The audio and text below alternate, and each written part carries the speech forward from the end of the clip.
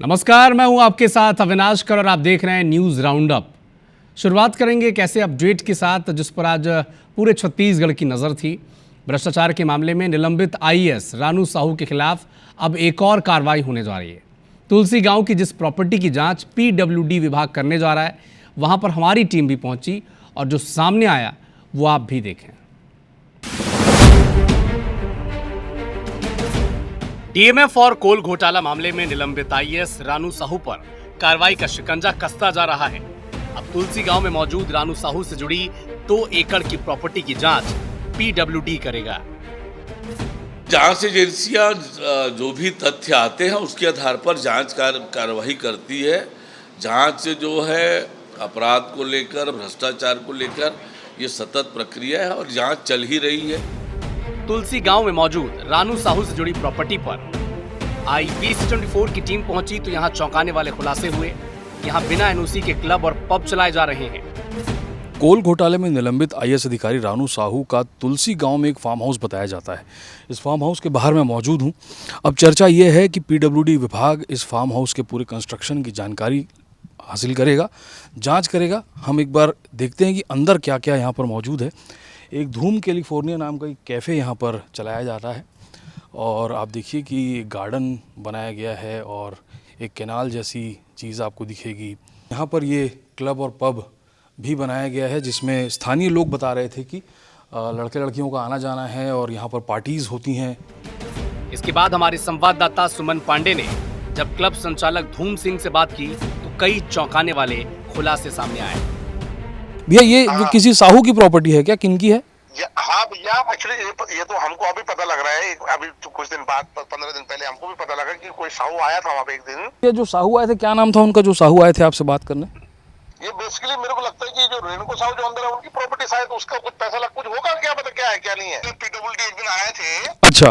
अब मेरे को भी फोन आया था उस दिन। जी जी जी। तो वो बोले धूम भैया ऐसा कोई दिक्कत नहीं है, हम लोग केवल इसको नाप जो कर रहे हैं। जी जी। हमको ऊपर दिखा देना है बस। तुलसी गांव की ये संपत्ति अरुण कुमार साहू और लक्ष्मी साहू निवासी पांडुका छुरा गरियाबंद के नाम पर है, जो रानू साहू के रिश्तेदार बताए जा रहे हैं और अब पीडब्ल्यूडी विभाग जांच कर कार्रवाई करने की बात कह रही है। निलंबित आईएएस ऑफिसर रानू साहू की प्रॉपर्टी पर जो क्लब की बात आ रही थी उसके अंदर हम मौजूद हैं। देखिए यहाँ पर रेन डांस का भी इंतजाम है। पीडब्ल्यूडी डिपार्टमेंट अब इस पूरे कंस्ट्रक्शन की, प्रॉपर्टी के डिटेल्स की तमाम जांच करेगा। स्थानीय सरपंच से हमने बात की तो उन्होंने बताया कि किसी का यहाँ पर कोई एनओसी नहीं लिया गया है, कोई जानकारी नहीं दी गई है। आखिर किसका इसमें इन्वेस्टमेंट है, क्या इसमें रानू साहू के लिंक्स हो सकते हैं, प्रॉपर्टी किसकी है, इन तमाम चीज़ों की जाँच अब पीडब्ल्यूडी डिपार्टमेंट करेगा। कैमरा पर्सन धर्म के साथ IBC 24 के लिए सुमन पांडे। 68वीं राष्ट्रीय शालेय ताइक्वांडो प्रतियोगिता 8 से 12 नवंबर 2024 तक विदिशा में आयोजित की गई थी। शासन से प्रतियोगिता के आयोजन के लिए राशि जारी नहीं हुई, लेकिन फिर भी आयोजन करवा लिया गया। आरोप है कि इस पूरे आयोजन में 45 लाख रुपए का घोटाला हुआ। दरअसल आयोजकों ने बच्चों से ही प्रतियोगिता शुल्क लिया और फिर खर्च के नाम पर फर्जी बिल वाउचर लगाकर रकम निकाल ली। इस गड़बड़ी के बाद खेल विभाग और शिक्षा विभाग की कार्यप्रणाली पर सवाल उठ रहे हैं। मामले पर विपक्ष ने सरकार को घेरा है।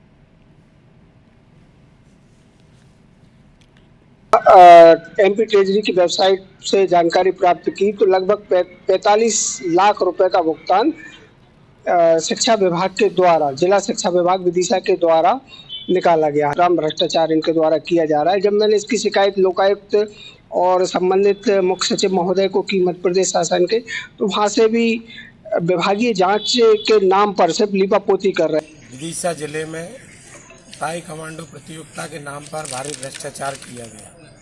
हमारे ITI कार्यकर्ता के द्वारा इसमें एक सूचना के अधिकार तय जानकारी ली गई तो इसमें करोड़ों रुपए का भ्रष्टाचार उजागर हुआ है। हम अति शीघ्र इस मामले को लेकर EOW में शिकायत करेंगे। इस प्रतियोगिता में जो भी खर्चा हुआ है उसकी जांच चल रही है और जांच के बाद ही निर्णय लिया जाए। जो भी अधिकारी होंगे उसके खिलाफ कार्रवाई हाँ की जाएगी। छत्तीसगढ़ में NHM के 16,000 से ज्यादा कर्मचारी अपनी मांगों को लेकर अनिश्चितकालीन हड़ताल पर हैं। कर्मचारी अपनी 10 सूत्रीय मांगों को लेकर अलग अलग तरीके से विरोध प्रदर्शन कर रहे हैं। कोरिया जिले में तीज के दिन भी महिलाएं 24 घंटे का कठिन व्रत रखकर प्रदर्शन में शामिल हुई। कर्मचारियों ने हाथों में मेहंदी और हथेली में नियमितीकरण लिखवा कर प्रदर्शन किया। महेंद्रगढ़, चिरमिरी, भरतपुर जिले के स्वास्थ्य कर्मचारियों ने स्वास्थ्य मंत्री श्याम बिहारी जायसवाल को पत्र लिखा। खून से लिखे इस पत्र को कांग्रेस ने सोशल मीडिया पर पोस्ट किया है। बिलासपुर की बात करें तो एनएचएम स्वास्थ्य कर्मियों ने अपनी मांगों को लेकर रंगीन बैलून आसमान में उड़ाए। इस दौरान स्वास्थ्य कर्मियों ने सरकार के खिलाफ नारेबाजी की। छत्तीसगढ़ में एनएचएम कर्मचारियों की अनिश्चितकालीन हड़ताल पर सरकार अब एक्शन की तैयारी में है। एनएचएम संचालक ने प्रदेश के तमाम सीएमएचओ को पत्र लिखकर हड़ताल पर गए कर्मचारियों की लिस्ट मांगी है, जिसके बाद हड़ताली कर्मचारियों के खिलाफ कार्रवाई तय मानी जा रही है।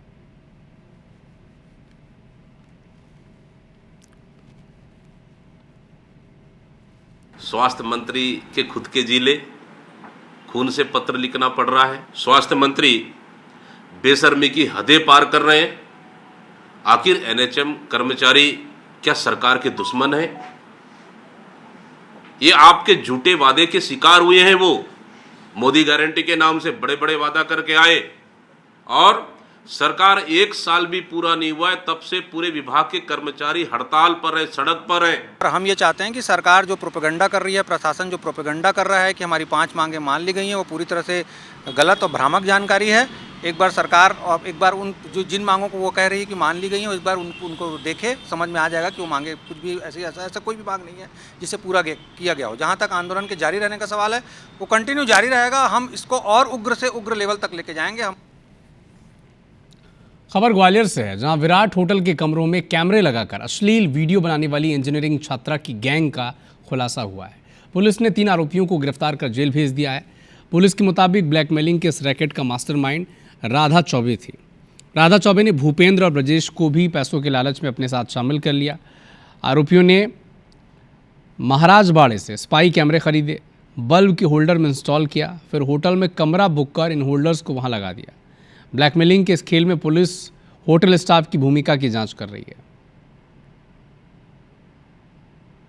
प्रकरण में एफआईआर दर्ज होने के बाद हमने 3 आरोपियों को इसमें गिरफ्तार किया है जो पूरे प्रकरण में इन्वॉल्व थे।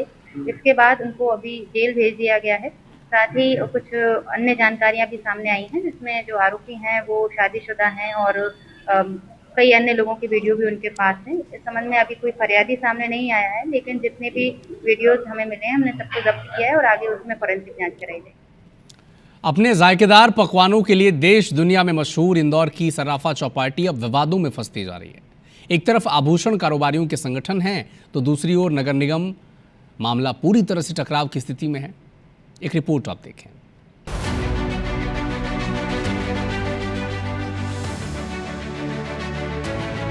इंदौर का सराफा बाजार दिन में सोने चांदी का कारोबार तो रात में स्ट्रीट फूड का एक अनूठा संगम है। देश भर में मशहूर ये सराफा चौपाटी इंदौर की नाइट लाइफ और फूड कल्चर का चेहरा बन चुकी है। लेकिन अब ये सोना चांदी सराफा व्यापारी के लिए सबसे बड़ी समस्या बन चुकी है, जिसे लेकर एसोसिएशन ने विरोध जताया है। उन्होंने घोषणा की है कि 1 सितंबर से नाइट चौपाटी को नहीं लगने दिया जाएगा। इस विवाद को लेकर नगर निगम में मेयर पुष्पमित्र भार्गव ने सोमवार को बैठक बुलाई।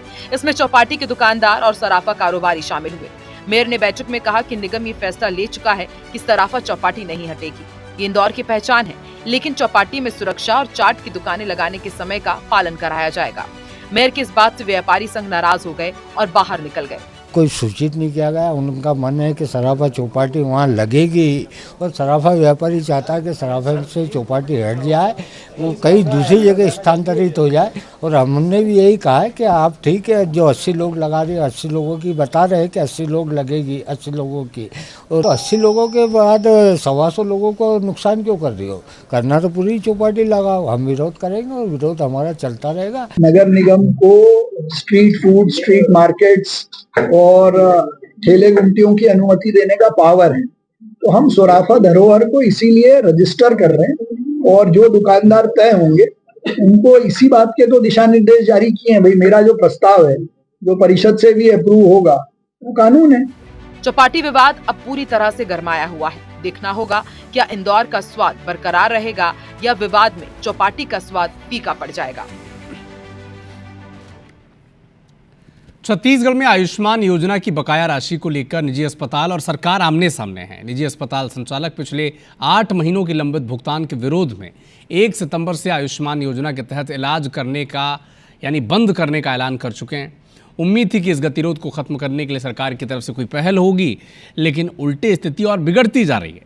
निजी अस्पतालों में आयुष्मान योजना के तहत होने वाले इलाज का असेसमेंट करने के लिए सरकार ने जिस टीपीए एजेंसी का टेंडर जारी किया था, वो टेंडर भी कैंसिल कर दिया गया है। अब तक एजेंसी का चयन नहीं होगा और जब तक एजेंसी का चयन नहीं होगा तब तक भुगतान की प्रक्रिया और लंबी खिंच जाएगी, जिससे बहुत जल्द निजी अस्पताल संचालकों की बैठक होगी जिसमें आगे की रणनीति तय की जाएगी।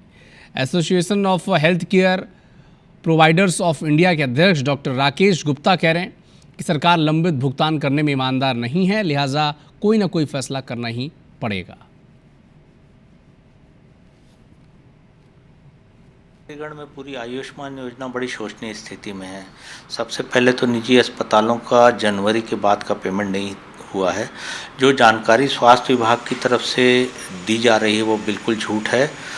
शीघ्र ही पूरे प्रदेश भर के अस्पतालों की मीटिंग बुला और सरकार की तरफ से लगातार गतिरोध की स्थिति है। यदि वह इम्प्रूव नहीं हुई तो कुछ समय के लिए आयुष्मान योजना में हम लोगों को अपने आप का अस्तित्व बचाने के लिए काम बंद करना पड़ेगा। मोहन कैबिनेट की बैठक में कई अहम फैसले लिए गए। कैबिनेट के फैसलों की जानकारी देते हुए संसदीय कार्य मंत्री कैलाश विजयवर्गीय ने बताया कि विभाग के प्रस्ताव पर कानूनी प्रक्रिया को मजबूत बनाने के लिए प्रदेश के सभी थानों में CCTNS की मंजूरी दी गई है।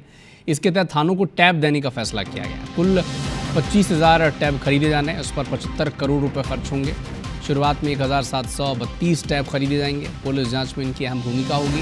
ये GPS से कनेक्ट रहेंगे। इनके जरिए तफ्तीश के दौरान वीडियो फोटो लिए जा सकेंगे। एक फैसले में 1 कोर्ट 1 प्रोसिक्यूटर की नियुक्ति को मंजूरी दी गई। हर कोर्ट में एक लोक अभियोजक होगा। इसके लिए 610 पदों को मंजूरी दी गई है। इसके अलावा प्रदेश में प्रत्यक्ष प्रणाली से नगरपालिका और नगर परिषद अध्यक्ष के चुनाव होंगे। नगरपालिका और नगर परिषद अध्यक्ष के खिलाफ अविश्वास प्रस्ताव लाने से रोकने के लिए राज्य सरकार अध्यादेश लाएगी।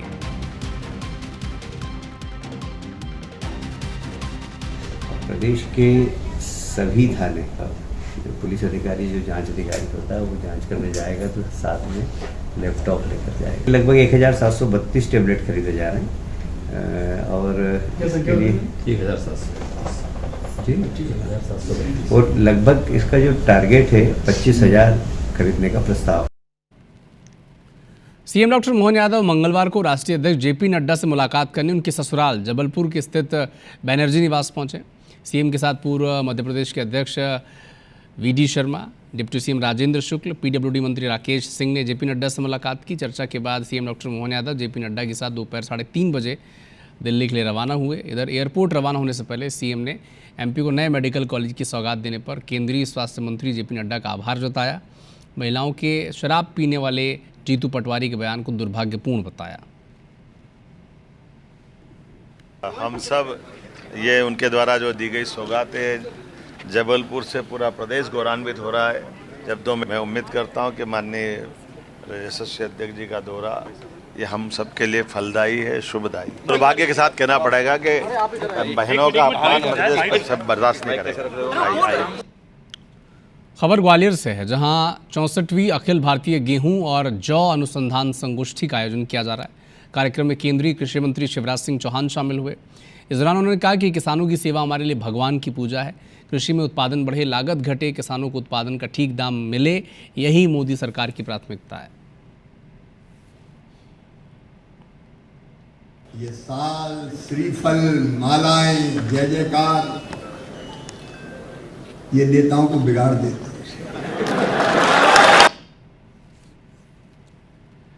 तो इस विषय पर शिवराज सिंह चौहान का यह बयान बड़ा महत्वपूर्ण है। लेकिन केंद्रीय मंत्री शिवराज सिंह चौहान की और RSS प्रमुख मोहन भागवत की एक मुलाकात जो सुर्खियों में थी, 45 मिनट तक उनके बीच बातचीत हुई और इस मुलाकात ने एक बार फिर से सियासी हवा का रुख कुछ सियासी संकेतों की तरफ मोड़ा है। ये मुलाकात इसलिए भी अहम है क्योंकि बंद कमरे में हुई इस मुलाकात से पहले 2 साल पहले इनकी मुलाकात हुई थी। कहा जा रहा है कि उपराष्ट्रपति चुनाव के बाद भारतीय जनता पार्टी संगठनात्मक बदलाव कर सकती है। ऐसे में दोनों नेताओं की मुलाकात को बड़ा अहम माना जा रहा है। राष्ट्रीय अध्यक्ष को लेकर बीजेपी और संघ के बीच कई नामों को लेकर साल भर से मंथन चल रहा है। बीच में कई बार शिवराज सिंह चौहान का नाम भी पार्टी के शीर्ष पद की रेस में आया है। ग्वालियर में शिवराज सिंह चौहान ने IBC 24 के सवाल पर कहा कि मुझे प्रधानमंत्री मोदी ने जो दायित्व सौंपा है उस पर वो लक्ष्य केंद्रित कर काम कर रहे हैं। एक ही बात कहता हूं मुझे प्रधानमंत्री श्रीमान नरेंद्र मोदी जी ने कृषि और किसान कल्याण मंत्री और ग्रामीण विकास मंत्री का दायित्व सौंपा है। चिड़िया की आंख की तरह एक ही लक्ष्य मेरा कि मेरी तरफ जो काम है, कृषि का उत्पादन कैसे बढ़े, किसानों की आय कैसे बढ़े और ग्रामीण क्षेत्रों का विकास कैसे हो, लखपति दीदी कैसे बने। मैं कृषि और ग्रामीण विकास मंत्री हूँ, पूजा की तरह ये काम कर रहा हूँ। किसानों की सेवा मेरे लिए भगवान की पूजा है। दतिया में केंद्रीय कृषि मंत्री शिवराज सिंह चौहान नौनेर में पशु चिकित्सा मत्स्य महाविद्यालय के शुभारंभ में शामिल हुए। महाविद्यालय प्रांगण में नीम का पौधारोपण किया, किसानों को जैविक खेती अपनाने के लिए प्रेरित किया और जिससे मिट्टी की गुणवत्ता और फसलों की उत्पादकता बढ़ सके। हमारी कोशिश है, जो संकल्प किसान की आय बढ़ाने का, वो आय केवल खेती अकेले से नहीं बढ़ेगी। खेती के साथ पशुपालन, मछली पालन, मधुमक्खी पालन, कृषि वानिकी, अलग अलग और कई काम शुरू करने पड़ेंगे। प्रधानमंत्री जी के नेतृत्व में कृषि और किसान कल्याण विभाग निरंतर इन प्रयासों में लगा हुआ है। सूबे का महाकौशल अंचल का जो मुख्यालय है जबलपुर, एक बार फिर से सियासत का केंद्र बन चुका है। जबलपुर में बीजेपी के राष्ट्रीय अध्यक्ष जेपी नड्डा, प्रदेश अध्यक्ष हेमंत खंडेलवाल और सीएम डॉक्टर मोहन यादव की मौजूदगी वहां पर थी और इसी दौरान पीसीसी चीफ जीतू पटवारी की अगुवाई में वोट न्याय यात्रा कांग्रेस पार्टी ने निकाली। बीजेपी पर वोट चोरी का आरोप लगाया और यहां भी सियासत का सबब जीतू पटवारी का महिलाओं पर दिया बयान बन गया। जीतू पटवारी ने एमपी की महिलाओं को सबसे ज़्यादा शराब पीने वाला बताया था और जब हमारे संवाददाता ने उनसे ये सवाल पूछा तो जवाब देने की जगह वो भड़क गए। पटवारी ने कहा कि एमपी को शराबी प्रदेश बना दिया गया है और खुद केंद्र सरकार की रिपोर्ट एमपी के युवाओं में बढ़ती नशाखोरी की बात कह रही है। जीतू पटवारी ने कहा कि क्या विपक्ष को बढ़ती शराबखोरी पर सवाल नहीं उठाने चाहिए, वो पीछे नहीं हटेंगे बल्कि 100 बार अपनी आवाज़ इसी तरह उठाएंगे। मेरी भी 2 बेटियां हैं। मैं मानता हूं कि जब हमारे परिवार का कोई व्यक्ति घर में नशा करके आता है तो माताओं बहनों को बहुत दर्द होता है, उनकी पत्नियों को होता है, उनके माँ बाप को होता है, खून के आंसू रोते हैं। भारत सरकार की सारी एजेंसियां ये कहती है कि मध्य प्रदेश सबसे ज़्यादा शराब बिक्री का खपत का केंद्र बन गया है, तो क्या विपक्ष ये बात नहीं उठाए कि ये शराब की इतनी बड़ी तादाद में बिक्री हो रही है तो मध्य प्रदेश के युवा इससे एक तरह से नशे में लिप्त हो रहे हैं, तो इसके सुधार होने चाहिए।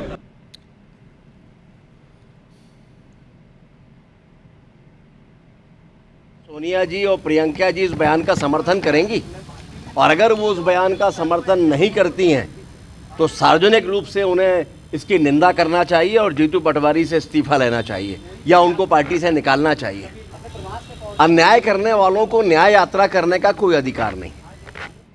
नई दिल्ली में केंद्रीय आवास और शहरी कार्य मंत्री मनोहर लाल खट्टर की अध्यक्षता में समीक्षा बैठक हुई। इस बैठक में वर्चुअल रूप से छत्तीसगढ़ के नगरीय प्रशासन और विकास मंत्री अरुण साव शामिल हुए। केंद्रीय मंत्री मनोहर लाल ने स्वच्छ भारत मिशन शहरी कार्यों की राज्यवार समीक्षा की। इसके बाद डिप्टी सीएम अरुण साव ने कहा कि राज्यों में स्वच्छता के कार्यों को लेकर चर्चा हुई है। छत्तीसगढ़ में अगले महीने से स्वच्छता सर्वे शुरू होगा। नगरीय निकायों में स्वच्छता के लिए वो लोगों को प्रेरित करेंगे। मनोहर लाल खट्टर जी ने देश भर के सभी नगरीय प्रशासन मंत्री और अधिकारियों की बैठक की। बैठक में आने वाले स्वच्छता की गतिविधियों को लेकर उन्होंने चर्चा की। बहुत विस्तार से बातचीत हुई है। सेवा ही पखवाड़ा है 17 सितंबर से 2 अक्टूबर तक चलने वाला अभियान को लेकर विस्तृत कार्य योजना पर चर्चा हुई। गणेश उत्सव को लेकर मध्य प्रदेश की आर्थिक राजधानी इंदौर पूरी तरह से तैयार है। जगह जगह पंडाल लगाए गए हैं जहां बप्पा की भव्य प्रतिमा विराजित होगी। इसी बीच कुछ ऐसी प्रतिमाएं हैं जो सबके बीच आकर्षण का केंद्र बनी हुई हैं। उन्हीं में से एक है प्रधानमंत्री नरेंद्र मोदी के हाथ में भगवान गणेश की प्रतिमा, जिसमें पीएम मोदी की हूबहू प्रतिमा तैयार की गई है। उनके हाथों में भगवान गणेश को धारण करता हुआ दिखाया गया है। एक और प्रतिमा सबकी तरफ ध्यान खींच रहा है। दूसरी प्रतिमा गणेश जी के हाथ में उनकी वाहक मूषक आर्मी की ड्रेस में खड़े हैं। उनके बैकड्रॉप में भारत देश का नक्शा है, तिरंगा है, मिसाइल है, फाइटर जेट बनाए गए हैं। दोनों ही प्रतिमाएं खासतौर पर लोगों का आकर्षण बन रही हैं। ये जो है ग्राहक ने कस्टमाइज करवाई है, ये मुसाखेड़ी चौराहे पे बैठेगी मुसाखेड़ी के राजा के नाम से। और एक मूर्ति जो है ये नरेंद्र मोदी जी की, ये बैठेगी बख्शी बाग में। जैसे ने लेके आए थे, फोटो नहीं लेके आए थे कि इस टाइप से बनानी है। दोनों मूर्तियां बनाने में करीब 20 रोज। इंदौर में अलग अलग जगह बैठेगी। जबलपुर में पेंशनर्स ने अर्धनग्न होकर एक मार्च निकाला है। टाउन हॉल से घंटा घर तक ये अर्धनग्न प्रदर्शन किया गया है। 6वें 7वें वेतनमान के एरियर्स और डीए की मांग इनके द्वारा की गई है। बीते कई महीनों से क्रमिक आंदोलन ये कर रहे हैं। डीए बढ़ाने छत्तीसगढ़ सरकार की अनुमति खत्म करने की मांग की जा रही है। मांग पूरी न होने पर भोपाल में अर्धनग्न प्रदर्शन की चेतावनी भी दी है।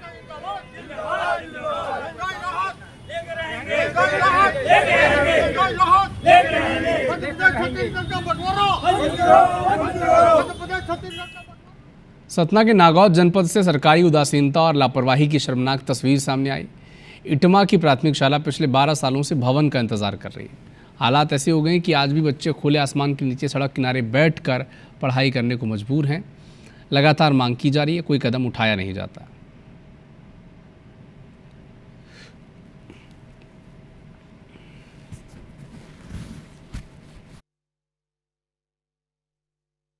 यहाँ 19 लड़के दर्ज हैं। शिक्षक कितने हैं? दो हैं। तो किनके घर में ये संचालित? यहाँ है दरबारी लाल यहाँ लगती है विद्यालय, वैसे हमेशा बाहर लगती है। यहाँ जानते ही विद्यालय बहीन है, तो कोई बात कुछ नहीं सुनते कोई लोग। समस्या यहाँ स्कूल नहीं है, बच्चों के लिए चलाने के लिए सब रास्ते में है। एक किराए से रूम दिए हैं जो कि दरबारी लोधी के नाम पर है। 23 शालाओं के लिए हमारे यहाँ बजट सेंक्शन हुआ है और शासकीय प्राथमिक शाला हरी टोला जो बड़ा इटवा में है, इसके लिए भी 10,61,000 रुपये मंजूर हुए हैं। कोई शासकीय भूमि उपलब्ध नहीं है। हमारा प्रयास है कि शासकीय भूमि हमें उपलब्ध हो जाए, आवंटित हो जाए तो हम उसका निर्माण कार्य प्रारंभ करा दें। एमपी में शिक्षकों के लिए बनाए गए ई अटेंडेंस ऐप को लेकर एक चौंकाने वाला खुलासा हुआ। शिक्षक संघ की माने तो ई अटेंडेंस का विदेशी कनेक्शन सामने आया है। इसमें शिक्षकों के व्यक्तिगत जानकारी से जुड़ा डेटा लीक होने का खतरा है। एमपी शिक्षक संघ का दावा है कि अटेंडेंस व्यवस्था लागू होने से शिक्षकों के पास अज्ञात नंबरों से कॉल और मैसेज आने लगे हैं। कई शिक्षकों से तो ATP तक पूछी जा रहे हैं, लेकिन विभाग के अधिकारियों ने इस शिकायत को सिरे से नकार दिया है।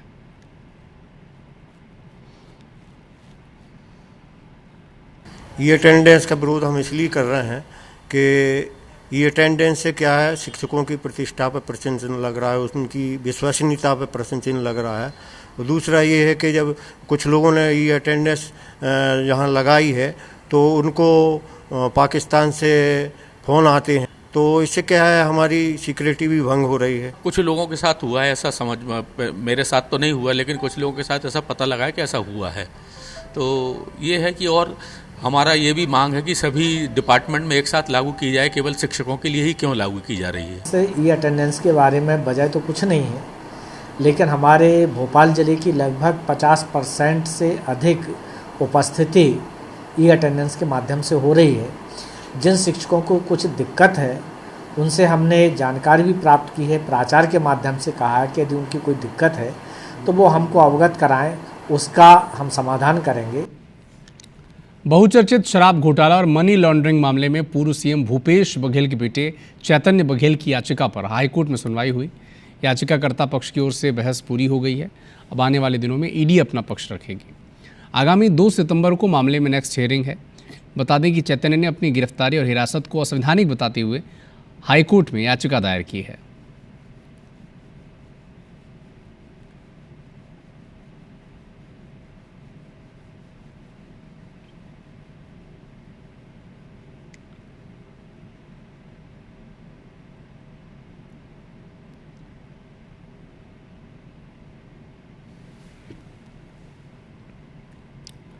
बिलासपुर से एक बड़ा अपडेट आप तक पहुंचा दें। पोटा केबिन में 426 बच्चों के भोजन में फिनाइल के मामले में हाईकोर्ट ने मीडिया रिपोर्ट के आधार पर संज्ञान लिया। मुख्य सचिव से व्यक्तिगत शपथ पत्र में इसका जवाब मांगा है। हाईकोर्ट ने कहा कि भविष्य में ऐसी घटना न हो, स्कूलों में भोजन पर विशेष सावधानी बरती जाए। मामले की अगली सुनवाई 17 सितंबर 2025 को होगी।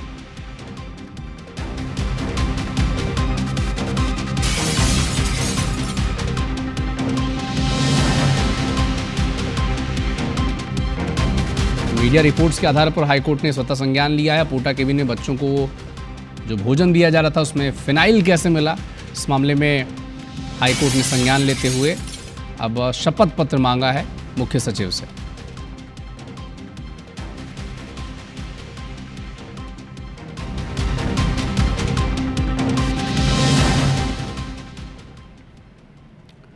बुरहानपुर जिले से इंसानियत और सच्चाई की एक ऐसी मिसाल सामने आई जिसने हर किसी का दिल छू लिया। खकनार थाना क्षेत्र के एक युवक ने रास्ते में मिली 1.5 लाख की थैली को बिना एक पल सोचे सीधे थाने में जमा कर दिया। दरअसल जिले के बोदलरी गांव निवासी राहुल महाजन डोई फोडिया बैंक में काम करते हैं। छुट्टी के बाद वो बाइक से अपने घर लौट रहे थे। रास्ते में सिरपुर पुलिया के पास उन्हें सड़क किनारे एक फटी हुई थैली दिखाई दी। जब उन्होंने थैली खोली तो अंदर करीब 1.5 लाख रुपए की गड्डियाँ रखी हुई थी। राहुल ने बिना देरी किए पूरी जो सीधी रकम थी वो थाना प्रभारी को सौंप दी। उज्जैन के नमक मंडी क्षेत्र में जैन साध्वी के साथ एक बुजुर्ग ने खुलेआम छेड़छाड़ कर दी। घटना पर्युषण पर्व के बीच सोमवार रात की बताई जा रही है, जिसके बाद शहर का माहौल तनावपूर्ण हो गया। भीड़भाड़ वाले इलाके में इस तरह की हरकत से समाज के लोग आक्रोशित हैं। बताया जा रहा है कि साध्वी जब मंदिर से उपाश्रय की ओर जा रही थी तभी रास्ते में एक बुजुर्ग व्यक्ति ने भीड़ का फ़ायदा उठाकर बदसलूकी की। बताया जा रहा है कि आरोपी अल्पसंख्यक समुदाय का है। मौके पर मौजूद लोगों ने उसे पकड़ भी लिया था, लेकिन थोड़ी देर बाद वो हाथ छुड़ाकर भाग निकला। घटना का वीडियो और आरोपी का फ़ोटो समाज के लोगों ने पुलिस को सौंप दिया है। इसके बाद जैन समाज के प्रतिनिधि भी बड़ी संख्या में थाने पहुंचे और शिकायत की है। इसमें एक लिखित शिकायत प्राप्त हुई है। हम लोग मैंने थाने की पूरी टीम को निर्देशित किया है कि इस रूट पर जितने भी कैमरेज थे या जो भी अन्य जो अपने पास साक्ष्य या कोई व्यक्ति हो, तो अभी तक ऐसा कोई टेक्निकल रिकॉर्ड या कोई चश्मदीद साक्षी अभी तक अपने सामने नहीं आया है। हम लोग इस पूरे मामले की गंभीरता से परीक्षण करवा रहे हैं। जो भी इसमें तथ्य आएंगे उसके हिसाब से हम लोग आगे कार्रवाई करेंगे। भगवान जो कि मंदिर से उपाश्रय आ रही थी, इतनी भीड़ होने के बावजूद भी एक अपराधी व्यक्ति जो कि शायद एक किसी अल्पसंख्यक समाज का व्यक्ति है, जिसके फ़ोटो वीडियो भी हमारे पास उपलब्ध हो चुके हैं, उसने साध्वी भगवान जैन संत के साथ में छेड़खानी करी और उसके बाद में वो वहाँ से भाग गया। बीजापुर में पोटा केबिन भ्रष्टाचार के मामले में 24 अधीक्षक हटाए गए हैं। नए वार्डन्स की नियुक्ति बिना बिल के 42 लाख का घोटाला उजागर हुआ है। अधिकारी ने आदेश जारी कर दिया है। पोटा केबिन भ्रष्टाचार के मामले में 24 अधीक्षक हटाए गए हैं। बिना बिल के 42 लाख का घोटाला उजागर हुआ है।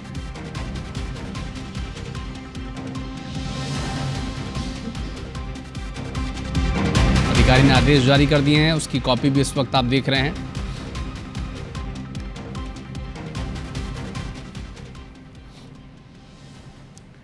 जब किसी के इरादे मजबूत और हौसले बुलंद हों तो कोई भी कठिनाई उसके लक्ष्य को पाने के रास्ते में आड़े नहीं आ सकती, क्योंकि आत्मविश्वास और मेहनत से किसी भी असंभव काम को संभव बनाया जा सकता है। ये कहावत मंडला जिले के लक्ष्मी नारायण पर बिल्कुल सटीक बैठती है। उन्होंने अपनी शारीरिक कमजोरी को अपनी प्रेरणा बना ली। एक रिपोर्ट आप देखें।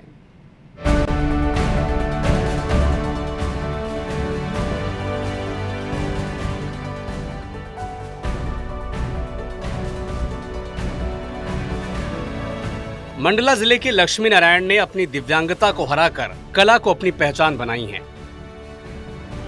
दरअसल एक हादसे में उन्होंने अपना एक पैर खो दिया, लेकिन उनके हौसले ने उन्हें सहारा दिया। वो आज मूर्ति कला के क्षेत्र में अपनी खास पहचान बना चुके हैं। मैं करीब 40-45 साल से इस काम को कर रहा हूँ। बचपन से ही मेरी लगन थी इस काम में। बचपन की लगन जो है आज मेरे काम आ रही है। तो दिव्यांग होने के बावजूद भी अब कभी भी पीछे नहीं हटे हमारे इस काम से। परिवार का सपोर्ट के कारण ही हमारा ये काम आज अच्छी तरह से चल रहा है। वो दिव्यांग होने के बाद भी इतना मेहनत और इतनी सुंदर सुंदर मूर्तियाँ बना रहे हैं, और ये यही कला के माध्यम से हम आगे बढ़े हैं और बस यही संदेश देना चाहते हो। क्या दें? लक्ष्मी नारायण को मूर्ति कला का हुनर अपने पिता से मिला। बचपन से ही वो उनके साथ बैठकर मिट्टी और मूर्तियों से जुड़े। हादसे के बाद जिंदगी ने उन्हें परखा, लेकिन उन्होंने अपने जज्बे से साबित कर दिया कि कोई भी शारीरिक कमी उनकी सोच और मेहनत को मात नहीं दे सकती। आज वे गणेश जी की आकर्षक प्रतिमाएं बना रहे हैं, जिन्हें खरीदने के लिए लोग दूर दूर से आते हैं। लक्ष्मी नारायण खुद कहते हैं कि शरीर से भले वो कमजोर हैं, लेकिन उनके हौसले हमेशा मजबूत रहे। लक्ष्मी भाई हमारे जो लक्ष्मी नारायण हैं, दूसरों के लिए जीता जागता उदाहरण है और एक प्रेरणा स्रोत है कि जो हम लोगों को इतनी बड़ी प्रेरणा दे रहे हैं और अपनी कलाकृति पर बहुत ध्यान देते हैं। लक्ष्मी नारायण ने साबित किया कि दिव्यांगता कमजोरी नहीं बल्कि हिम्मत और हुनर के सामने बहुत छोटी पड़ जाती है। उनकी कहानी उन सभी लोगों के लिए एक संदेश है जो जीवन की चुनौतियों से हार मान जाते हैं। देवेंद्र चौधरी, IBC 24, मंडला। अब आपको भानु प्रतापपुर के संबलपुर की उस दिव्य प्रतिमा की कहानी दिखाते हैं, जिसे लाने में सालों पहले 12 से 14 बैलगाड़ियां टूट गई थीं।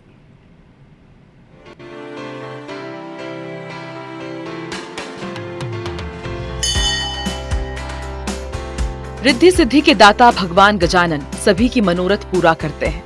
अपने भक्तों के विघ्न हरकर उनकी जीवन को खुशियों से भर देते हैं। छत्तीसगढ़ के भानु प्रतापपुर में भी भगवान गजानन की एक ऐसी प्राचीन दिव्य प्रतिमा है, जिसके पीछे एक अद्भुत कथा है। कहा जाता है कि संबलपुर की 1.5 फीट ऊंची प्राचीन गणेश प्रतिमा को 7 किलोमीटर लाने के दौरान 12 से 14 बैलगाड़ियां टूट गई थी। अभी हम मौजूद हैं भानु प्रतापपुर के ग्राम संबलपुर में, जहां पर एक प्राचीन गणेश जी का मंदिर है। ये इस मंदिर के बारे में कहा जाता है कि ये जो मंदिर मूर्ति है गणेश जी की, ये एक तालाब में तैरती हुई दिखी थी, जिसे यहाँ के माल गुजार के द्वारा वहाँ से संबलपुर तक लाया गया, जिस लाते समय तक 7 से 14 ठो बैलगाड़ी टूटने की कहानी बताई जाती है कि यहाँ पर टूट गया और यहाँ पर स्थापित हो गए। पंडित लाल बहादुर मिश्रा बताते हैं कि उस समय के जमींदार ठाकुर राम चांडक मूर्ति को गढ़बासला तालाब से संबलपुर लेकर आए थे और लोगों में भगवान गजानन के प्रति गहरी आस्था और श्रद्धा देखने को मिलती है। जो सभी गणों का यीशु हो, उनका नाम गणेश, जो कि यहाँ पर वासला से यहाँ पर लाया गया है और ये मूर्ति यहीं पर स्थापित हो गई अपने आप। यहाँ बहुत सारी मान्यताएं हैं। प्रभु श्री गणेश सबकी मनोकामनाओं को आसानी से पूरी करते हैं। अन्य राज्यों से भी श्रद्धालुजन उनके दर्शन के लिए यहाँ पहुँचते हैं। हमारा देश भारत और भारत में छत्तीसगढ़ अपनी उत्सव धर्मिता और परंपराओं को निभाने के लिए जाना जाता है। यहाँ के कोने कोने में आस्था के सूत्र हैं, जो सभी को समरसता के धागों से बांधते हैं। संबलपुर के भगवान गजानन के दिव्य मंदिर में उसी आस्था और भक्ति के दर्शन होते हैं। स्थापित होने के बाद जब उसे दोबारा उठाने की कोशिश की गई तो आज तक वो मूर्ति नहीं उठ सकी, जिसके चलते इसी जगह में उसे स्थापित किया गया। और यहाँ की मान्यता है कि यहाँ पर जितने लोगों जो भी यहाँ श्रद्धालु पहुँचते हैं, उन सभी की मनोकामना गणेश जी जो है वो पूरी करते हैं। अखिलेश शुक्ला, IBC 24, भानु प्रतापपुर। इंदौर में गणेश उत्सव को लेकर भव्य तैयारी की गई है। खासकर बंगाली चौराहा पर बंगाली कारीगरों की बनाई मूर्तियों को धूमधाम से लोग अपने घर और पंडाल लेकर जा रहे हैं। जायजा लिया हमारे संवाददाता रवि हेमराज सिसोदिया ने। इंदौर शहर में गणेश उत्सव को लेकर काफ़ी उत्साह का माहौल है। जो लोग पंडाल बनाते हैं और गणेश जी को पूरे विधि विधान से अपने पंडालों में बिठाते, देखिए बड़ी संख्या में यहाँ पे लोग हैं और मौजूद हैं, उनमें उत्साह है। और यहाँ पर आप देखेंगे कि ये किस तरीके से एक आकर्षक जो मूर्ति है वो अब आपको देखने को मिलेगी। 4 महीने पहले ऑर्डर दिया था भैया को, आए थे 2 चक्कर देखने की मूर्ति के कलर हुआ कि नहीं, बनी कैसी। मूर्ति तो बहुत बढ़िया बनी भैया ने। ये भगवान जो है, ये मछली आसन जो है उस पर विराजमान भगवान श्री गणेश की मूर्ति है। सारे युवा जो है यहाँ पर मौजूद हैं और आप अंदर चलेंगे, अंदर की और भी युवा मौजूद हैं, तैयार कर रहे हैं। शक्तिपाल जी यहाँ पर मौजूद है। शक्ति भैया, कितने महीने पहले इन्होंने दी थी मूर्ति का ऑर्डर, किस तरीके से तैयार हुई? ये जो मूर्ति है करीब आज से 2-2.5 महीने पहले से ऑर्डर दी हुई लोगों की, फिर हमने तैयार करी है। जो हर साल की तरह हम बिठाते हैं, हमारा 5वां वर्ष है। 5वां वर्ष सारे तैयार है। चलो गणपति बाप्पा, गणपति बाप्पा, गणपति बाप्पा। युवा काफ़ी उत्साह से बैठाते हैं। भगवान गणेश इनकी सभी मनोकामनाएं पूर्ण करें। और जिस तरीके से हमने बताया कि काफ़ी उत्साह जो है गणेश उत्सव को लेकर है। तमाम सारी प्रतिमाएं जो हैं यहाँ पर आपको देखने के मिलेंगी। एक बड़ा पंडाल जो है यहाँ पर मौजूद है और कई सारे लोग अभी भी लगातार आ रहे हैं, प्रतिमाएं लेकर जा रहे हैं। काफ़ी मेहनत लगती है इन मूर्तियों को बनाने में और सबसे खास बात है कि ये जो लोग हैं अपनी पसंद की फ़ोटो लेकर आते हैं और हूबहू वही फ़ोटो जो है उनको यहाँ पर मिलता है और यही काफ़ी उत्साह जो रहता है वो यहाँ पर भक्तों को देखने को मिलता है। तो ये काफ़ी अच्छा माहौल जो है इंदौर शहर में गणेश उत्सव को देखने को मिल रहा है। कैमरा पर्सन अखिलेश जायसवाल के साथ रवि हमराशी सोदिया, Indore. Bigg Boss reality show के सीजन 14 से लोगों की नज़रों में आए जॉन कुमार सानू एक निजी प्रोग्राम में परफॉर्मेंस देने रीवा पहुंचे। इस दौरान उन्होंने हमारी टीम से खास बातचीत की।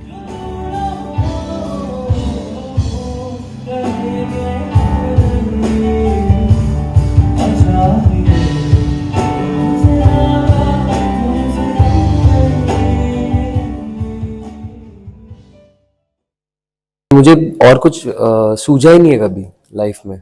मैं बचपन में बहुत मैं इसलिए नहीं गाता कि मेरे डैड कुमार सानू है। मेरे लिए गाना सांस लेने जैसा है।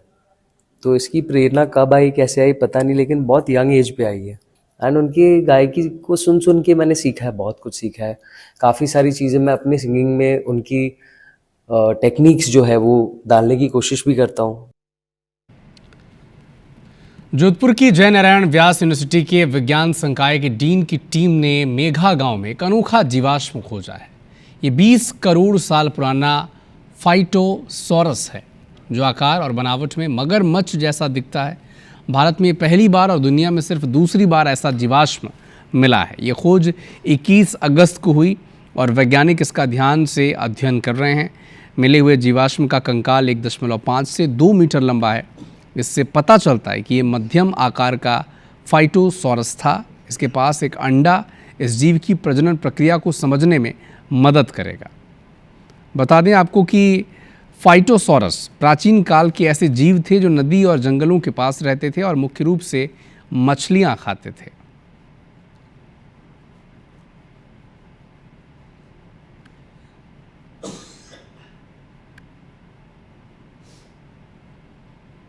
जहाँ तक डायनासोर से संबंधित बातें चल रही थी, लेकिन डायनासोर तो नहीं, डायनासोर की एक प्रजाति होती थी। ये जो जीव उन्होंने बताया कि इसकी उम्र करीब 20 करोड़ साल के आसपास रही थी, 2 से 1 बिलियन ईयर्स की उन्होंने ये बताई। अगला स्टेप ये अमूल्य धरोहर है जैसलमेर की पूरे देश के लिए बहुत ही दुर्लभ चीज़ है जो हमारे जैसलमेर में मिली है, उसका संरक्षण करेंगे। राजस्थान में बारिश, बाढ़ और बर्बादी से जुड़ी खबर दिखाएंगे आपको। कुछ तस्वीर आप देखिए। पहली खबर पाली जिले की है। सुमेरपुर शिवगंज के बीच पुराने मार्ग से गुजरती जवाई नदी में जल प्रवाह तेज हुआ। बहते पानी में दंपति ने जीप को निकालने का प्रयास किया, लेकिन संतुलन बिगड़ने से जीप पलट गई। किनारे खड़े लोगों ने रस्सी के सहारे दोनों को सुरक्षित बाहर निकाला, जान बचाई। इधर सवाई माधोपुर जिले में कमर तक पानी में डूबी धनौली गाँव की महिलाओं को आफत में आनंद उठाते हुए वीडियो अब सोशल मीडिया पर वायरल हो रहा है। देखिए, कमर तक ये महिलाएं डूबी हुई हैं पानी में, लेकिन नाच रही हैं, डांस कर रही हैं। ये वीडियो वायरल है। अब एक और तस्वीर आपको दिखाते हैं। जवाई नदी में तेज़ बहाव के बीच पलटी जो जीप थी, लेकिन लोगों ने उसकी जान बचाई है।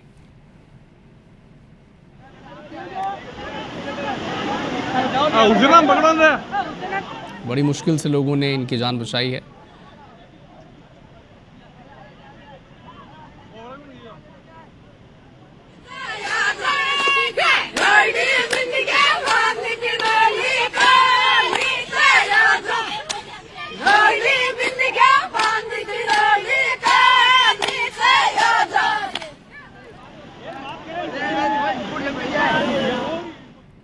इधर बीजापुर में इंद्रावती नदी में जलस्तर अचानक से बढ़ गया। सीआरपीएफ मुख्यालय में पानी घुस गया।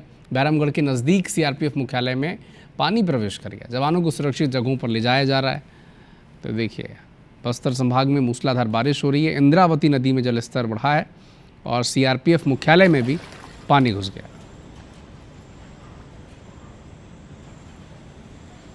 क्या लग गया साला साथ में, क्या लग गया? तेजी से बढ़ते इंदौर की रफ्तार अब उसकी सांसों पर भारी पड़ रही है। विकास की दौड़ में शहर की हरियाली लगातार गायब होती जा रही है और अब खतरे में है शहर का वो इकलौता प्राकृतिक जंगल जो हुकुम चंद मील के अंदर मौजूद है। कौन काट रहा है ये पेड़ और पर्यावरण प्रेमियों ने क्यों किया विरोध, बताइए रिपोर्ट।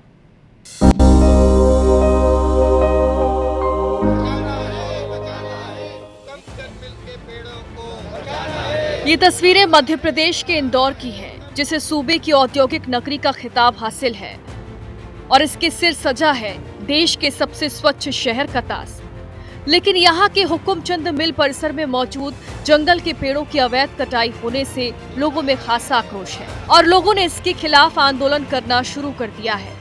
इस वक्त मैं इंदौर के हुकुमचंद मिल के उस परिसर में खड़ा हूं जहां पर कि पेड़ कटने की घटना जो है वो सामने आई है। ये हुकुमचंद मिल का वही परिसर है जहां पर पेड़ों पर नंबरिंग की गई थी और इन सभी पेड़ों को गिना गया था ताकि यहां पर जो ये प्राकृतिक जंगल है उससे अंदाज़ा लगाया जा सके कि यहां पर कुल पेड़ जो हैं वो कितने मौजूद हैं। यदि आप देखेंगे तो ये पूरा परिसर जो है हरा भरा नज़र आता है क्योंकि यहाँ पर 10,000 से अधिक पेड़ जो हैं वो मौजूद हैं। जिम्मेदारों को ये भी नहीं पता है कि ये पेड़ किन के द्वारा काटे गए हैं। जिम्मेदारों ने जरूर बात कही है कि जिनके द्वारा भी इन पेड़ों को उखाड़ा गया है उन पर FIR दर्ज की जाएगी। हुकुमचंद मिल के ये पेड़ इंदौर के लिए ऑक्सीजन टैंक की तरह है। वैसे यहाँ हाउसिंग बोर्ड ने आवासीय प्रोजेक्ट लाने के लिए सर्वे भी करा लिया है, जिस सर्वे में 2650 बड़े पेड़ सामने आए हैं और यहाँ 2 तालाब भी हैं। यहाँ की प्राकृतिक सुंदरता के चलते मोर समेत दूसरे पक्षियों का बसेरा भी है। पेड़ों की अवैध कटाई के खिलाफ स्थानीय लोग और पर्यावरणविदों ने मोर्चा संभाल लिया है। ये पेड़ हमारी आत्मा है, इसे नहीं कटने देंगे और इसमें हजारों पक्षियों का बसेरा है, उनका वो बेघर हो जाएंगे। 9 लाख पेड़ों का एक क्षेत्र था जिसे हम नौलखा कहते थे और आज 280 वर्ग किलोमीटर के क्षेत्र में 10 लाख पेड़ भी नहीं है। तो कैसा इंदौर हम आगे जनता को दे करके जाएंगे, इस पर गहन चिंतन जरूरी है। IIT के सर्वे में इंदौर को जल संकट के मामले में 19वें स्थान पर रखा गया है। नीति आयोग ने चेतावनी दी है कि साल 2030 तक इंदौर समेत 30 बड़े शहर गंभीर जल संकट का सामना करेंगे। प्राकृतिक जंगल भी यदि शहर से अवैध कटाई से हट जाएंगे तो शहर की सांसें खत्म हो जाएंगी और भूजल संकट गहरा जाएगा। इतनी हरियाली है, यदि ये हरियाली कम होगी तो इंदौर शहर का AQI काफ़ी ज़्यादा जा सकता है। जो हमें संतोषजनक और 55 तक लेके आना था वो हम आंकड़ा अचीव नहीं कर पाएंगे। इंदौर के हुकुमचंद मिल परिसर में हो रही पेड़ों की अवैध कटाई के खिलाफ जिम्मेदारों ने एक्शन लेने की बात कही। इसकी तफ्तीश करेंगे, जो भी इसमें जिम्मेदार होगा उस पर सख्त कार्रवाई की जाएगी क्योंकि ऐसी कोई परमिशन दी नहीं गई है और पेड़ काटना बहुत गंभीर अपराध है और हम लोग इस पर जो भी नियमानुसार सख्त कार्रवाई होगी वो करेंगे। वक्त रहते अगर इस प्राकृतिक जंगल को नहीं बचाया गया तो आने वाली पीढ़ियों को शहर में हरियाली के लिए इंतजार करना होगा। हुकुमचंद मिल पर कमर्शियल प्रोजेक्ट की शुरुआत अभी तक नहीं हुई है, लेकिन यहाँ पर मौजूद प्राकृतिक जंगल की अवैध कटाई शुरू हो चुकी है। इसीलिए इंदौर शहर के पर्यावरणविद इस पर चिंता भी जाहिर कर रहे हैं क्योंकि यदि यह जंगल खत्म हो गया तो इसका खामियाजा इंदौर की जनता को भुगतना होगा। कैमरा पर्सन संतोष जटवन के साथ अंशुल मुकाती, IBC 24 इंदौर। मध्य प्रदेश में कुटीर एवं ग्राम उद्योग विभाग के अंतर्गत आने वाले संत रविदास हस्तशिल्प और हथकरघा विकास निगम को खत्म करने की तैयारी है। इसका निजीकरण करने की तैयारी चल रही है। ऐसे में इस निगम से जुड़े अधिकारी और कर्मचारी सूबे के मुखिया डॉक्टर मोहन यादव से गुहार लगा रहे हैं।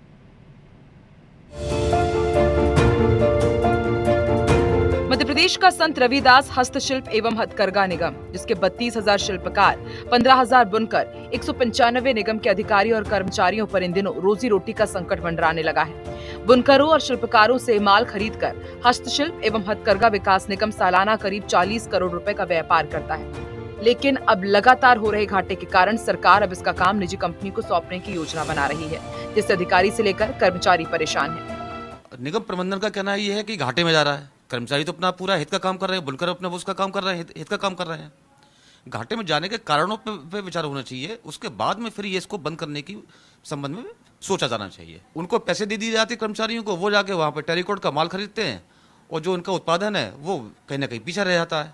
सबसे बड़ा कारण तो एक ये भी है। कुटीर एवं ग्राम उद्योग के राज्य मंत्री दिलीप कुमार जायसवाल की अध्यक्षता में 28 जुलाई को निगम के संचालक मंडल की बैठक हुई थी। बैठक में निगम की ओर से जानकारी दी गई कि निगम घाटे पर चल रहा है। शासन की ओर से कुल 11 करोड़ 90 लाख रुपए स्थापना अनुदान के रूप में दिए जा रहे हैं, लेकिन इससे ज्यादा करीब 15 करोड़ रुपए तो सिर्फ अधिकारियों और कर्मचारियों के वेतन में ही खर्च हो जाते हैं। वहीं इस विभाग के कर्मचारी निगम के घाटे की वजह अधिकारियों के भ्रष्टाचार को बता रहे हैं। अगर हमारा हस्तशिल्प विकास निगम बंद होता है तो हमारे निगम के जो अधिकारी कर्मचारी हैं और उनके ऊपर तो रोजी रोटी का सवाल उठता ही है। उनके साथ साथ जो हम लोगों से जो जुड़े हुए हमारे विभाग से जो बुनकर हैं, शिल्पी हैं, उनको सबसे ज़्यादा पड़ता है। संत रविदास हस्तशिल्प एवं हथकरघा निगम प्रदेश के अलग अलग इलाकों से शिल्पकारों और बुनकरों का सामान खरीदता है। देश भर में निगम के 38 शोरूम हैं। पहले राज्य वस्त्र निगम बुनकरों से रेशम आदि के वस्त्र खरीदता था।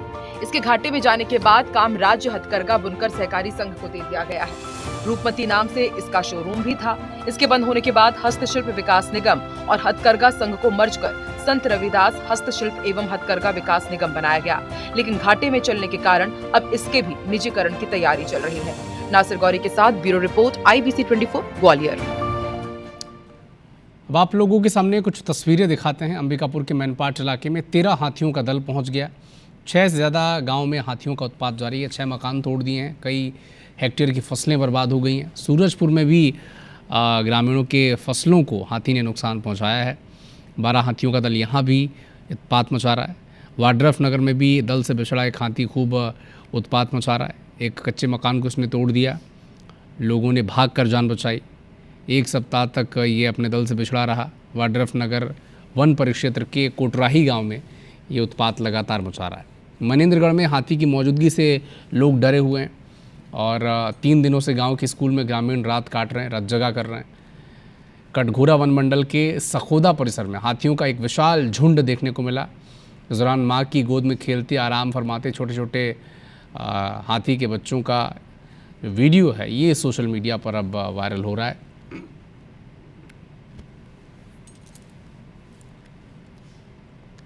गुना जिले के सरखंडी गांव में इन दिनों लोग जान जोखिम में डालकर नदी पार करने को मजबूर हैं। दरअसल बारिश के दिन हैं, हर साल नदी नाले उफान पर रहते हैं। यहाँ का सरखंडी गांव भी बरसात में मुख्य शहर से कट जाता है।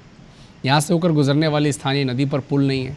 इसके चलते ग्रामीणों ने नदी पर पेड़ की लकड़ी डाल दी है और एक रस्सी बांध दी है, जिसके सहारे सभी गाँव के लोग हर रोज़ इस नदी को पार करने को मजबूर हैं। गाँव के बच्चों को भी स्कूल जाने के लिए इसी तरह नदी पार करनी पड़ती है। जोखिम बना रहता है।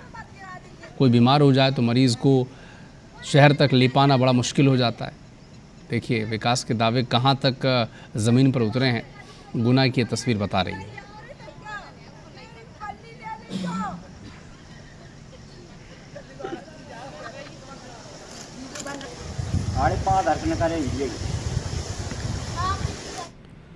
बस्तर संभाग में भारी बारिश के बाद बाढ़ के हालात हैं। पिछले कई घंटों से बारिश हो रही है और लगभग सभी जिलों में जलभराव की स्थिति है। सीएम साय जापान के दौरे पर हैं, लेकिन फ़ोन पर राजस्व सचिव और आपदा राहत आयुक्त रीना बाबा साहेब कंगाले और बस्तर संभाग आयुक्त डोमल सिंह से अतिवृष्टि से उत्पन्न बाढ़ की स्थिति की जानकारी ली है।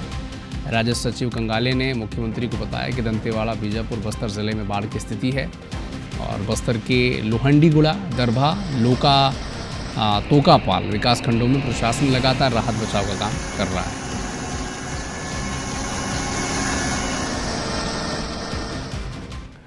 रायगढ़ में ऐतिहासिक चक्रधर समारोह 26 अगस्त यानी कल से शुरू होगा। 10 दिवसीय समारोह का उद्घाटन राज्यपाल रमेन डेका के हाथों होगा। समारोह की पहली शाम डॉक्टर कुमार विश्वास की काव्य प्रस्तुति से सजेगी। दिल्ली के पंडित राजेंद्र गंगानी भी कथक नृत्य की प्रस्तुति देंगे। यह समारोह रामलीला मैदान में होने जा रहा है। बता दें कि रायगढ़ में राजा चक्रधर सिंह की याद में पिछले 40 सालों से चक्रधर समारोह का आयोजन हो रहा है। 10 दिन हमारा चक्रधर महोत्सव चलेगा। कल हमारे महामहिम राज्यपाल महोदय यहाँ पर चीफ गेस्ट रहेंगे।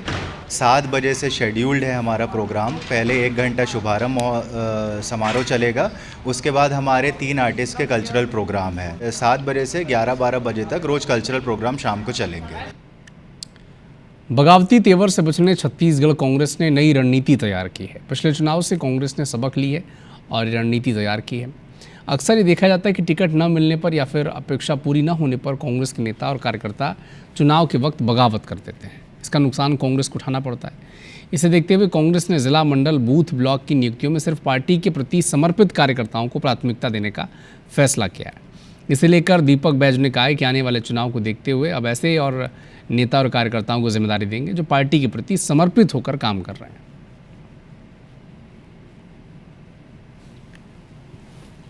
फिलहाल तो पार्टी इस विषय पे सोची नहीं, लेकिन फिलहाल तो पार्टी को किस तरह से मजबूत करे ये पहला विषय हम लोग के लिए। इसलिए हम लोग अभी बूथ, सेक्टर, मंडल, ब्लॉक मजबूत करने के लिए संगठन सृजन कार्यक्रम चल रहा है। लेकिन समर्पित लोग है का प्रश्न ये खड़ा होता है कि कांग्रेस में जो व्यक्ति आता है, अगर छोटा कार्यकर्ता है तो पार्षद चुनाव लड़ना चाहता है या सरपंच का लड़ना चाहता है, जनपद का है, जिला पंचायत का है या महापौर का है।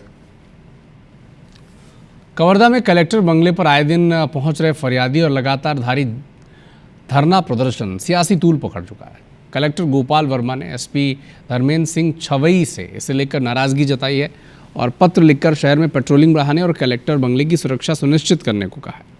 कवर्धा डिप्टी सीएम विजय शर्मा का क्षेत्र है। कांग्रेस ने इस मुद्दे को बुलाने में देर नहीं की। दीपक बैज ने तंज कसा कि प्रदेश की बिगड़ती कानून व्यवस्था के चलते कलेक्टर भी सुरक्षित नहीं है, जिस पर बीजेपी ने पलटवार किया।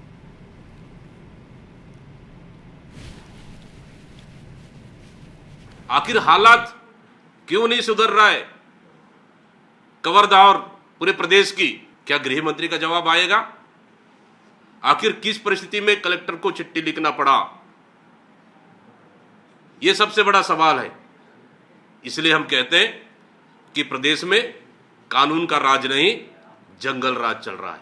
देखिए, कांग्रेस पार्टी किसी भी बात पर राजनीति ना करे। किसी विषय को लेकर कलेक्टर ने पत्र लिखा है, उसका संज्ञान होगा, बातचीत होगी। रायपुर के डूमरतराई थोक मार्केट की एक दुकान में सोमवार की रात भीषण आग लग गई, जिससे लगभग 14 घंटे की मशक्कत के बाद काबू पाया गया। यह दुकान डिस्पोजल, कप, प्लेट, टॉवल, झाड़ू, अगरबत्ती जैसे सामानों का गोदाम था। आग लगने की वजह शॉर्ट सर्किट बताई जा रही है। संवाददाता राजेश राज ने मौके से जायजा लिया। रायपुर के डूमरतराई थोक मार्केट में आग लगी है और आग काफ़ी देर से लगी हुई है। उसे बुझाने की ये मशक्कत जारी है। बीती रात ये आग लगी और अब तक करीब 40 जो गाड़ी है फायर ब्रिगेड की वो यहाँ पर आ चुकी है फैली और कोशिश की जा रही है।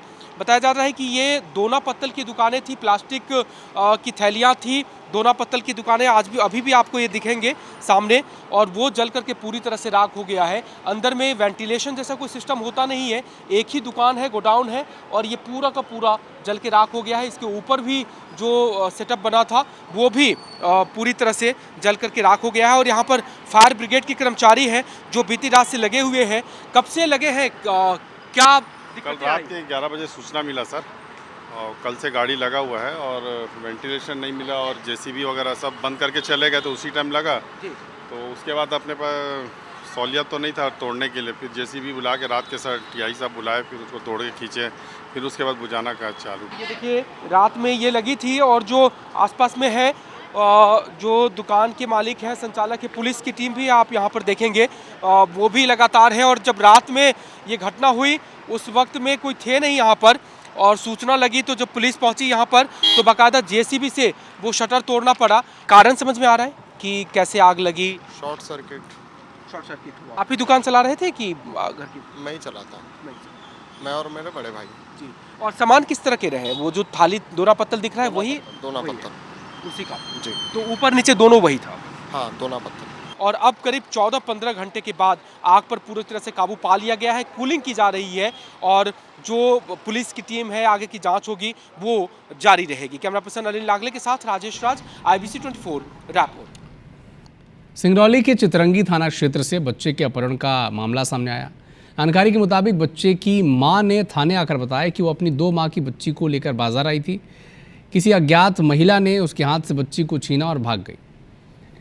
पुलिस ने तलाश की और कड़ी मशक्कत के बाद पता चला कि पुलिस ने महिला के पास से बच्ची को बरामद किया। पूछताछ में पता चला कि महिला के कोई बच्चे ही नहीं थे, इसीलिए उसने बच्ची का अपहरण किया।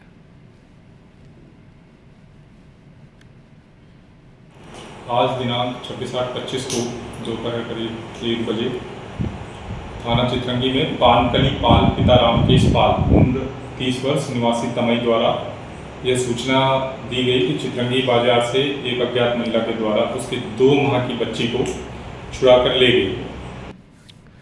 भोपाल के 90 डिग्री मोड़ वाले ऐशबाग ब्रिज पर हाईकोर्ट ने अहम आदेश दिया। ब्रिज के गलत निर्माण पर ब्लैकलिस्ट किए गए ठेकेदार पुनीत चड्डा ने जबलपुर हाईकोर्ट की शरण ली थी। याचिका में कहा गया था कि पीडब्ल्यूडी विभाग ने जैसी डिज़ाइन दी थी ठेकेदार ने वही निर्माण किया, लेकिन उसे ब्लैकलिस्ट कर दिया गया। हाईकोर्ट ने बड़ा आदेश सुनाते हुए ठेकेदार को ब्लैकलिस्ट करने पर रोक लगा दी है। साथ ही कोर्ट ने ऐशबाग ब्रिज निर्माण में हुई गड़बड़ी की निष्पक्ष और स्वतंत्र जाँच करवाने के निर्देश दिए हैं।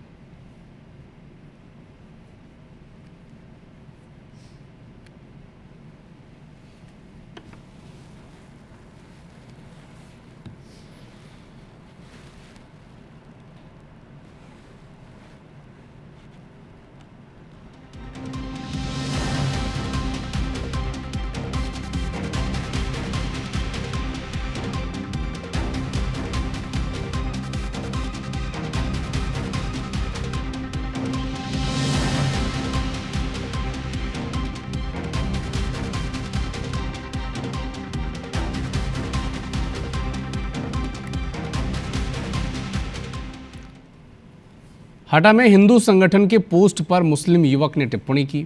मुस्लिम युवक ने टिप्पणी करते हुए लिखा कि लव जिहाद का अर्थ बताओ, लव जिहाद का फुल फॉर्म क्या होता है। मुस्लिम युवक के खिलाफ हिंदू संगठन ने कार्रवाई की मांग की है। कार्रवाई की मांग को लेकर हिंदू संगठन के लोग हटा थाना पहुंचे। आमने सामने की स्थिति बन गई और झड़प की नौबत आ गई। पुलिस ने मोर्चा संभाला। कलेक्टर एसपी भी वहां पर अब पहुंचे हैं। तो मुस्लिम युवक ने लिखा है कि लव जिहाद का अर्थ बताओ, फुल फॉर्म क्या होता है लव जिहाद का। हिंदू संगठन आपत्ति जता रहे हैं। आमने सामने दोनों पक्षों के लोग थाने में आ गए, झड़प की स्थिति बन गई और अब एसपी और कलेक्टर भी थाने पहुंचे। देखिए बड़ी संख्या में लोग एकजुट हो गए हैं, दोनों पक्षों के लोग आमने सामने आ गए हैं और हटा थाना पुलिस ने मोर्चा संभाल लिया है। एक मुस्लिम युवक के पोस्ट पर, सोशल मीडिया पोस्ट पर ये विवाद अब शुरू हुआ है। एक मुस्लिम युवक ने टिप्पणी करते हुए लिखा है कि लव जिहाद का अर्थ बताओ, लव जिहाद का फुल फॉर्म क्या होता है। हिंदू संगठन ने इसमें आपत्ति जताई है। थाने पहुंच गए, दोनों पक्षों के लोग पहुंचे हैं, झड़प भी हो गई दोनों के बीच। नरेश मिश्रा हमारे सहयोगी वहां पर मौजूद हैं। नरेश, क्या हुआ, किस बात को लेकर विवाद हुआ? केवल लव जिहाद के पोस्ट को लेकर पूरा विवाद है या फिर बैकग्राउंड में कुछ स्टोरी और है?